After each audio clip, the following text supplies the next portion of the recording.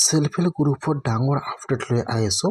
আপোনালোকে self help গ্ৰুপৰ ID নম্বৰটো কেনেকুৱাকৈ আপোনালোকে অনলাইনৰ পৰা চেক কৰিব আৰু সেলফ হেল্প গ্ৰুপৰ লিষ্টটো কেনেকুৱাকৈ আপোনালোকে আপোনাৰ নিজৰ মোবাইলৰ পৰা চেক কৰিব। মই আজি এইটো ভিডিঅ'ত আপোনালোকক সম্পূৰ্ণ প্ৰচেছ ষ্টেপ বাই ষ্টেপ দেখুৱাই দি আছোঁ।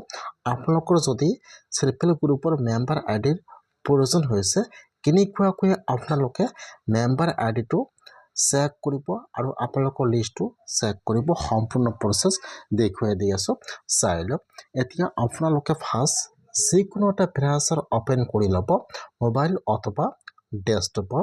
আপোনালোকে ইয়াত লিখিব NRLM লিখি চাৰ্চ কৰি দিব। এতিয়া কিন্তু আপোনালোকৰ ওচৰত অফিচিয়েল ৱেবছাইটটো অপেন হৈ যাব। এনেকুৱাকৈ আপোনালোকে ইয়াত NRLM লিখি HSG লিখি চাৰ্চ কৰি দিব। ইয়াত যিটো 1 নম্বৰত লিংক আহি যাব HSG ৰিপৰ্ট, এতিয়া আপোনালোকে সেইটো অপশ্যনৰ ওপৰত ক্লিক কৰিব। এতিয়া কিন্তু আপোনালোকৰ ওচৰত এইটো পেজ অপেন হৈ যাব। ফাৰ্ষ্ট ইয়াত আহি যাব ষ্টেট নাম। এতিয়া আপোনালোকে ফাৰ্ষ্ট ইয়াত ষ্টেট নামৰ ওপৰত ক্লিক কৰিব। ষ্টেট নাম আসাম ইয়াত 2 নম্বৰত দিয়া আছে। আপোনালোকে ইয়াত ফাৰ্ষ্ট যিটো আপোনালোকৰ ষ্টেট নাম হয়, আপোনালোকে ফাৰ্ষ্ট নামৰ ওপৰত ক্লিক কৰিব। তাৰপিছত ইয়াত আহি যাব আপোনালোকৰ ডিষ্ট্ৰিক্টৰ নাম। এতিয়া আপোনালোকে ইয়াত চাই ল'ব যে ইয়াত আপোনালোকৰ ডিষ্ট্ৰিক্টৰ নাম কোনটো হয়।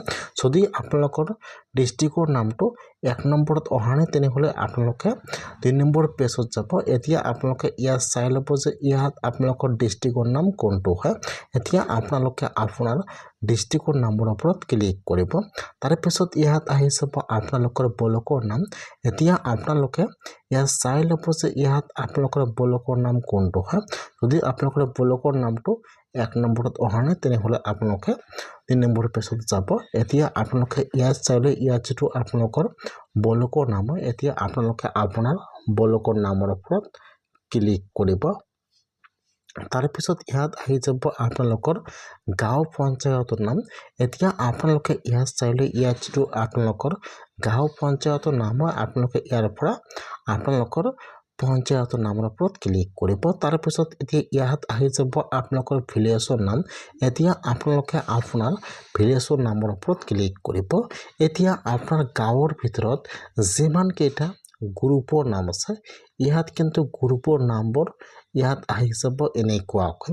এতিয়া আপোনালোকে ইয়াত চাব লাগিব যে ইয়াত আপোনালোকৰ সেলফ হেল্প গ্ৰুপৰ নামটো গ্ৰুপৰ নাম কোনটো হয়। এতিয়া আপোনালোকে ইয়াত চাব লাগিব। বৰ্তমান যদি আপোনালোকৰ মেম্বাৰ আইডিৰ প্ৰয়োজন হৈ গৈছে, বৰ্তমান কিন্তু সেই ছাইটটো বন্ধ হৈ আছে।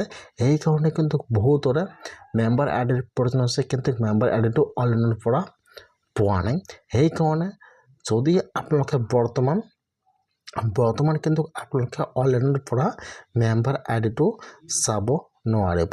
যদি আপোনালোকে মেম্বাৰ আইডিটো বৰ্তমান কিন্তু আপোনালোকে অনলাইনৰ পৰা লিষ্টটো বা মেম্বাৰ আইডিটো আপোনালোকে চাব নোৱাৰিব। বৰ্তমান কিন্তু ছাইটটো বন্ধ হৈ আছে। সেইকাৰণে যদি আপোনালোকে লিষ্টটো চাব বিচাৰে, যিটো আপোনালোকৰ CRP আছে অথবা যিটো আপোনালোকৰ সেলফ হেল্প গ্ৰুপৰ হেড অফিচাৰ আছে, আপোনালোকৰ গাঁৱৰ যিটো চকী আছে, তাত গ'লে কিন্তু আপোনালোকে তাত লিষ্টটো পাই যাব, তাত মেম্বাৰ আইডিটো পাই যাব। অথবা যিটো আপোনালোকৰ ব্লক আছে, বৰ্তমান যিহেতু অনলাইনত ছাইটটো বন্ধ কৰা আছে, সেইকাৰণে আপোনালোকে অনলাইনৰ পৰা লিষ্টটো চাব নোৱাৰিব বা আপোনালোকে ইয়াৰ পৰা মেম্বাৰ আইডিটো চাব নোৱাৰিব। আপোনালোকে আপোনাৰ চকীৰ ওচৰত যাই মেম্বাৰ আইডিটো ল'ব লাগিব।